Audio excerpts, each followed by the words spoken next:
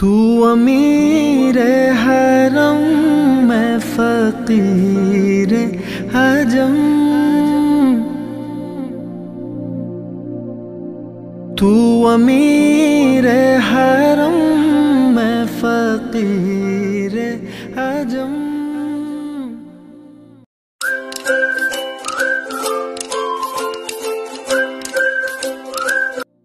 আসসালামু আলাইকুম রহমতুল্লাহি ওয়া বারাকাতুহু। সবাইকে ওয়েলকাম জানাচ্ছি আমার চ্যানেলে। আমি শুরুতেই আজকে দেখাবো, একজন বোন আমাকে আমার ফেসবুক পেজে কমেন্ট করেছিলেন আর কি, যে এই জিনিসটা কিভাবে করেছি, কত দিয়ে কিনেছি, এরকম প্রশ্ন আর কি। তো আমি বলেছি আমি একটু ভিডিওতে দেখাবো। তো হয়তো অনেকেই দেখেছেন, জানেন আমার এটা কি। তো তারপরে যারা নতুন আসতেছেন তাদের জন্য দেখাচ্ছি। এটা হলো একটা কেক স্ট্যান্ড। তো এই স্ট্যান্ডটা আমি নিয়েছি কত আসলে এখন ঠিক মনে নেই, আমি মোচাক মার্কেট থেকে নিয়েছি। এটা এভাবে ঘোরানো যায়, তো সেই জন্যই ঘোরানোর কাজের জন্যই আমি এই কেক স্ট্যান্ডটা নিয়েছি। আর যে গোল এই যে এটা হচ্ছে আরএফএল থেকে নিয়েছি একটা কাঠের ট্রে। তো কাঠের ট্রেটাকে আমি কালার করে নিয়েছি। সেটা কিভাবে কালার করেছি আমি অনেক আগে আমার ব্লগে দেখিয়েছি। তো এই যে কেক স্ট্যান্ডটার উপরে রেখে ট্রের উপরে অনেকগুলো জিনিস টুকিটাকি প্রতিদিন এই জিনিসগুলি কিছু না কিছু হলেও লাগে। তো সেই জিনিসগুলো আমি এই স্ট্যান্ডের উপরে রেখে ঘুরিয়ে ঘুরিয়ে নিতে সুবিধার্থে আর কি। তো ওটার উপরে রেখে দিয়েছি। আশা করি যে বোনটি প্রশ্ন করেছেন ওনার উত্তর পেয়েছেন, দেখতে সুবিধা হয়েছে, সেই জন্য আমি ভালোভাবে দেখিয়ে দিয়েছি। তো আমার হাজব্যান্ডের জন্য 1 কাপ চা বানিয়ে নিচ্ছি, তারপরে রান্নায় চলে যাব। রান্না করছি আজকে নেহারি। তো গরুর নেহারিটা আমি কিভাবে রান্না করছি আমার স্টাইলে, সেটাই আজকে আপনাদের সাথে শেয়ার করব। শেষ পর্যন্ত দেখার অনুরোধ জানাচ্ছি সবাইকে। বিসমিল্লাহির রহমানির রহিম। আজকে আমি দেখাবো নেহারি কিভাবে রান্না করি আমি। তো আমি আমার পদ্ধতিতে যেভাবে রান্না করি সেটাই আপনাদের সাথে শেয়ার করছি, আশা করি ভালো লাগবে। আমি এইখানে গরুর এবং খাসির ফায়ার নিয়েছি। খাসিগুলো ছোট ছোট আর গরুরগুলি হচ্ছে বড়। টুকু পরিমাপ আছে সেটুকু নিয়েছি। এটার জন্য আমি যে আস্ত জিনিসগুলো দিব, আস্ত মশলাগুলো দেব, সেগুলি হচ্ছে এই যে পেঁয়াজ চিলে 2 মাথা চিলে এভাবে আস্ত নিয়েছি। আর রসুনকেও আমি চিলে মাথাও একটু ভালো করে চিলে ভালো করে ধুয়ে নিয়েছি 3টা, আর একটাকে আমি চিলে এভাবে নিয়েছি। আস্ত রসুন দিলে আমার হাজব্যান্ড খুব পছন্দ করে খেতে। আর এখানে আমি আস্ত একদম গোটাই টমেটো দিয়ে দিব। এগুলো ডিপ ফ্রিজ থেকে আনা, ডিপ ফ্রিজে রেখেছিলাম। তো আর এখানে আমি কিছু কাঁচামরিচ নিয়েছি, এগুলো আস্ত দিয়ে দিব। তো আমি প্রথমে এগুলো ঢেলে দিই। বিসমিল্লাহির রহমানির রহিম। প্রথমে দিয়ে দিচ্ছি বিসমিল্লাহির রহমানির রহিম লবণ 2 চামচ দিয়ে দিচ্ছি, পরে প্রয়োজন হলে আবার দিব। সামান্য একটু হলুদ দিচ্ছি, মানে 1 চামচের অর্ধেক। বিসমিল্লাহির রহমানির রহিম। মরিচ পাউডার দিচ্ছি 1 চামচ, ছোট চামচে। এখানে আমি যেহেতু আস্ত মরিচ দিয়েছি আবার গোলমরিচ দিব, সেই কারণে আমি পাউডারটা একটু কম ইউজ করেছি। দিয়ে দিচ্ছি 6-7টি এলাচ, 2টা দারচিনি, 2টাকে ভেঙে তেজপাতা দিয়েছি। কালো গোলমরিচ দিয়ে দিচ্ছি 1 চা চামচের মতো। লবঙ্গ দিয়ে দিচ্ছি 7-8টি। অল্প একটু গরম মশলা পাউডার দিয়ে দিচ্ছি। 1 চামচ রাঁধুনি মাংসের মশলা দিয়ে দিচ্ছি। দিয়ে দিচ্ছি ধনিয়া পাউডার 2 চামচ, 2 চা চামচ। জিরা পাউডার দিয়ে দিচ্ছি 2 চা চামচ। আরও একটু দিয়ে দিচ্ছি আধা চামচের মতো। দিয়ে দিচ্ছি একটু তৈল আমি পরে আবার দিব, একটু ভাগার দিব। এখানে প্রায় 1/3 কাপের মতো দিয়ে দিয়েছি। আর দিয়ে দিচ্ছি 4টা কিউব করা পেঁপে চামড়া সহ পেস্ট করা। তো অনেকেই আসলে কমেন্ট করেন যে চামড়া সহ দিলে তিতো হয়ে যাবে কিনা। তো আসলে তিতো হয় না, এখানে তো অল্প একটু যায়, যে কোনো খাবারে কখনোই তিতো হয় না। তো এটার কাজ হচ্ছে মানে খোসা সহ পেঁপে দেওয়ার কাজ হচ্ছে ইয়েটাকে মাংসটাকে নরম করে দিবে। আর দিয়ে দিচ্ছি রসুন 1.5 টেবিল চামচ, আদা 1.5 টেবিল চামচ,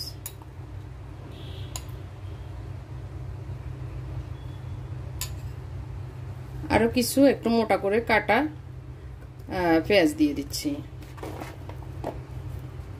আমি পেঁয়াজ বেরেস্তা করে আবার দিব, এর জন্য একটু কম দিয়েছি, আর আস্ত তো দিয়েছি। তো সবকিছু একটু নেড়ে চেড়ে মেখে নিই।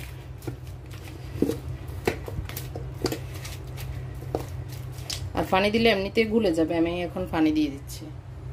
আমি একদম মাংসগুলোর উপর পর্যন্ত পানি দিব। তো এগুলোকে একটু কষিয়ে আমি প্রেসার কুকারে দিয়ে নরম করে আবার এই ঝোলের ভিতরে দিয়ে দিব। এখন এইভাবে এই পাতিলে কষানো হোক, কারণ আমার প্রেসার কুকারে একবারে বসাতে চেয়েছিলাম, কিন্তু প্রেসার কুকারটা একটু ছোট হওয়ার কারণে ওটাতে দিতে পারিনি। তো এইভাবে একটু হোক, তো এতটুকু পরিমাপে এখন কষানো হোক, আমি চুলায় বসিয়ে দিই। এখন আমি আল্লাহর নাম নিয়ে চুলায় আগুন ধরিয়ে দিয়েছি। তো দেখা যাক আধা ঘন্টার মতো এইভাবে হোক। হওয়ার পরে আমি শুধু হাড়গুলোকে উঠিয়ে প্রেসার কুকারে দিয়ে একটু ভালো করে নরম করে নিব। না অনেক টাইম লাগবে, এগুলো হতে প্রায় একদিনের মতো লেগে যায় ভালো করে নরম করতে হলে আর কি। সারাদিন ডিমে আছে রেখে দিতে হয়। তো আমি যাই হোক সহজের জন্য প্রেসার কুকারে নিয়ে যাব।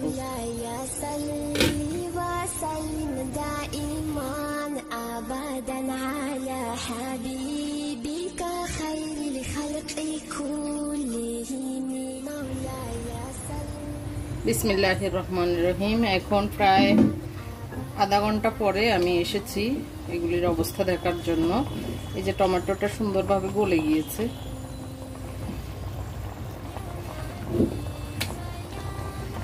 আর একটু হোক, তারপরে আমি প্রেসার কুকারে দিব। এভাবে আস্তে আস্তে হতে থাকুক। এ পর্যায়ে একটু লবণ চেক করে নিলে ভালো। আমার একটু লবণ মনে হচ্ছে কম, আমি একটু লবণ দিয়ে দিচ্ছি।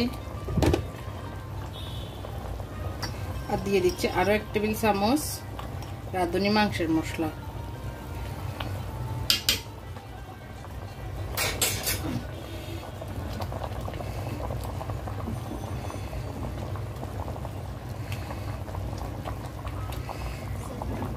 আবারও ঢাকনা দিয়ে দিচ্ছি, একদম ডিমে আছে রেখে দিব চুলায়। তো নেহারি হতে হতে আমি এখন টেবিলে এসেছি। গতকালকে যে ব্লগে বলেছিলাম আমি এটা সেল করব, তো অনেকে আসলে মানে ঠিকানা নিজেই দিয়ে দিয়েছেন দাম টাম জানার আগে। তো অনেক পেয়েছি আপনাদের এটা নেওয়ার আগ্রহ দেখে, আমি নিজে খুব খুশি হয়েছি। তো যাই হোক এখন এটা রেডি করে নিচ্ছি। সবাইকে তো আর দিতে পারবো না, যার কিসমতে আছে, যে আফুর কিসমতে আছে সেই আফুই পাচ্ছেন আমার এই প্রিয় জিনিসটি, তার ঘরেই যাচ্ছে। তো যাই হোক আমার কাছে না হোক, আমার আরেক প্রিয় বোনের কাছে তো যাচ্ছে, সেজন্য আর দুঃখ নেই।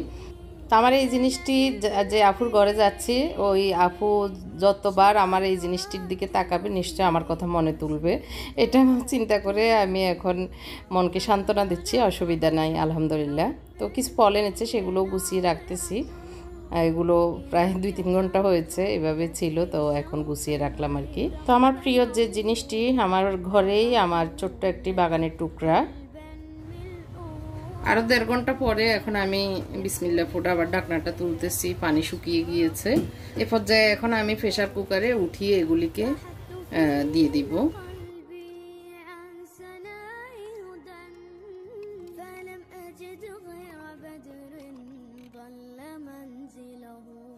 এই যে এখান থেকে একটু ঝোল উঠিয়ে আমি ওটার ভিতরে, আর ছোটগুলি আমি আর দিই নেই, যে ছোটগুলি এমনিতে নরম হয়ে যাবে। তো এখান থেকে একটু ঝোল উঠিয়ে দিয়ে দিচ্ছি।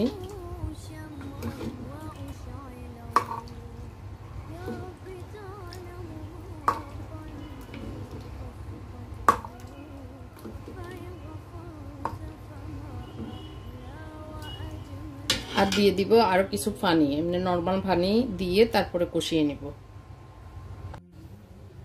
আমি আরো 1 কাপ পানি দিয়ে দিচ্ছি, ওখান থেকে জল দিয়েছি আর 1 কাপ পানি। এখানে আমার মনে হচ্ছে আরো একটু দিলে ভালো হবে। আমি আবারও এরকম একটু একদম লেভেলে পানি দিয়ে দিয়েছি। যাদের এইখানে রাবারটা ডিলে হয়ে যায়, অনেক সময় আমরা দোকান থেকে আনার সুবিধা কম থাকে, তাদের জন্য বলবো, আমি একটা টিপস দিয়ে দিচ্ছি। এরকম ডিপ ফ্রিজে এই রাবারটাকে রেখে দিলে 10 মিনিটের জন্য রেখে দিলে এটা সুন্দর শক্ত হয়ে যায়। তখন আপনার ফিশ উঠতে বেশি ঝামেলা হবে না আর কি। অনেক সময় রাবারটা যখন ডিলে হয়ে যায় তখন ফিশ উঠতে চায় না আর কি, এটার শীষটা উঠতে চায় না। পায়াতে একটু পোস্ত বাটা দিব, তো সেই কারণে আমি এই যে পোস্ত, তো সেই কারণে আমি এখানে একটু পোস্ত নিয়ে নিচ্ছি, তারপর পেস্ট করে নেব।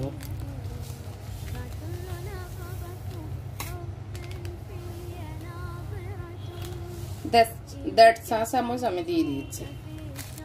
আমি প্রথমে একটু শুকনো পেস্ট করব, মানে শুকনো একটু ব্লেন্ড করব, তারপরে পানি দিব।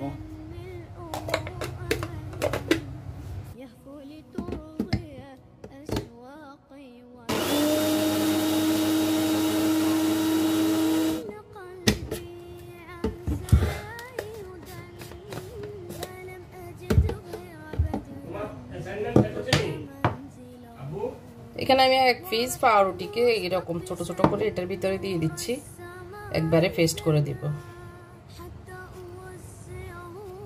একটু ঝোলটা কাটো হয়, পাউরুটি দিলে টেস্টটা বাড়বে। একটু পানি দিয়ে দিচ্ছি।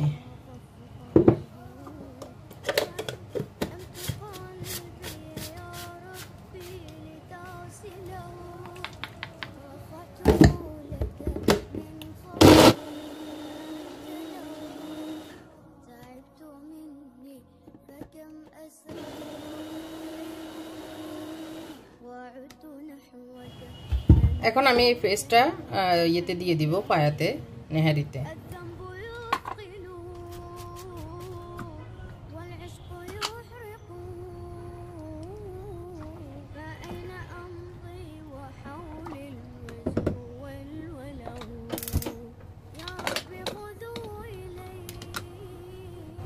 এখন আমি আর কি দিচ্ছি, আমার এখানে 3টা শীষ আসার পরে, মানে এই হুইসেল বাজলে আমি চুলাটা বন্ধ করে দিব। আমার এই প্রেসার কুকারে 3টা বা 2টা হলে আমার গোস্ত সুন্দরভাবে গলে যায়, নরম হয়ে যায়। তো আশা করি এটাতে, মানে যেহেতু আমি অনেকক্ষণ কষিয়ে নিয়েছি, প্রায় 2 ঘন্টার মতো, তো এইখানে 3টা হুইসেল আসলে আমি চুলাটা বন্ধ করে দিলে আমার মোটামুটি নরম হয়ে যাবে।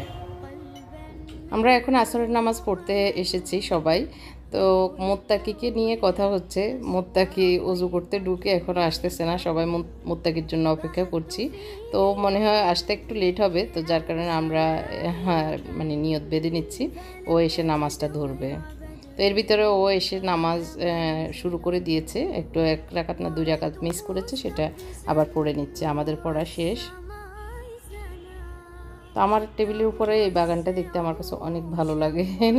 যে কোনো জিনিস নতুন যখন করি তখন শুধু বারবার ওইটার দিকেই তাকায়, ও মানে ওই জিনিসটাই টানে, ওই জিনিসটাকেই বেশি দেখি আর কি। তো এটা আপনাদের হয় কি না জানি না, আমার এরকম হয়। তো এই যে টেবিলটার দিকে শুধু তাকাচ্ছি নিচ থেকে, খুব ভালো লাগতেছে। এই যে আমার ছোট পাখিটা দুষ্টামি করতেছে আমার সাথে। তো আমার এই ছোট পাখিটাকে যে আপনারা পছন্দ করেন, আদর করেন, সেজন্য আপনাদের সবাইকে ধন্যবাদ। আমার ছোট মানিকটা আসলেই আমাদের খুব আদরের। তো আপনাদেরও আদরের জেনে আমাদের কাছেও ভালো লাগে আর কি। তো আসলে বিকেলবেলা এখন একটু আমরা বারান্দায় বসে আছি, খুব ঠান্ডা ঠান্ডা বাতাস, খুব ভালো লাগতেছে। তো বসে বসে আমার হাজব্যান্ড তো বই পড়ছে, আমাকেও কিছুক্ষণ শোনালো, জোরে জোরে পড়ে আর কি। তো এখন আমরা ঘরে চলে যাচ্ছি। তো এখন শীষ উঠার পরে আমি আর চুলাটা অফ করে রেখেছি। এখন দেখি কি অবস্থা, এই যে সুন্দরভাবে হয়ে গিয়েছে। আমি এখন পাতিলে এগুলিকে নিয়ে নিব। তো আমি টমেটোটাকে একটু ভেঙে দিচ্ছি যাতে ঝোলগুলি ঘন হয়।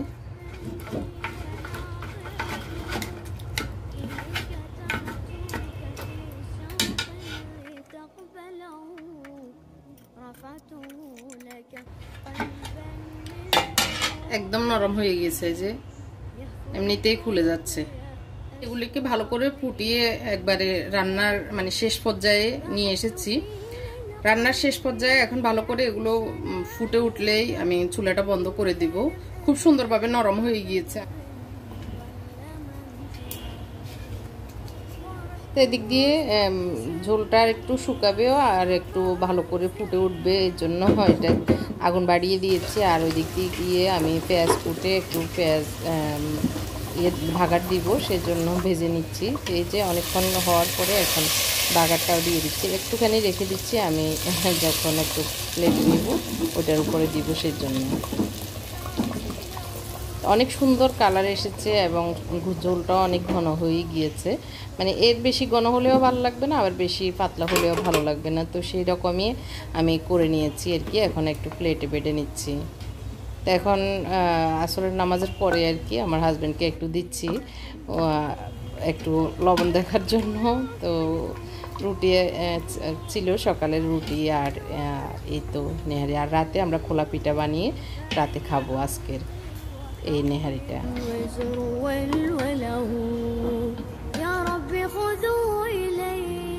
এই তো রেডি। شوقا يرتل في حزن تبت له فكل نبضة حب في ناظرة إليك ترجوك في شوق لتقبله رفعته لك। তো খাবারের জন্য প্রস্তুত, এখন খাবে। নেহারিটা অনেক টেস্ট হয়েছে, অনেক মজা লেগেছে সবার কাছে। তো আপনাদের কাছে কেমন লেগেছে রেসিপিটি, আমার স্টাইলের রান্না, তো কমেন্ট করে জানাবেন, আর ট্রাই করলেও আমাকে কমেন্ট করে জানাবেন। রাতের এই টেবিল ছোট্ট বাগানটা আমি উপরের লাইট দিয়ে দেখতেছি, অনেক ভালো লাগে আসলে, মানে গাছের দিকে তাকালে অন্যরকম একটা ভালো লাগা কাজ করে আর কি। যাই হোক, অনেক কথা বলে ফেললাম, আর আজকের রেসিপিটা দিতে গিয়েও ভিডিওটি অনেক লং হয়ে গিয়েছে।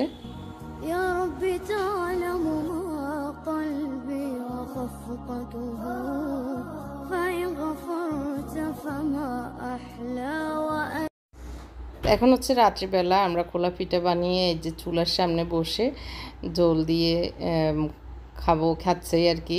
আমার মেজোটাকে দিচ্ছি এখন, মোত্তাকিকে। তো ঝোলটা একটু দেখাচ্ছি, অনেক সুন্দর একটা থিকনেস হয়েছে। আর এই পেঁয়াজ রসুনগুলো এই সময় খেতে অনেক বেশি ভালো লাগে, আর খোলার পিঠা দিয়ে খেতে আর কি, খোলা যা পিঠা দিয়ে খেতে অনেক বেশি টেস্ট লাগে আমাদের কাছে। তো আজকের মতো এখানেই বিদায় নিচ্ছি, সবাইকে ধন্যবাদ জানিয়ে আল্লাহ হাফেজ, আসসালামু আলাইকুম।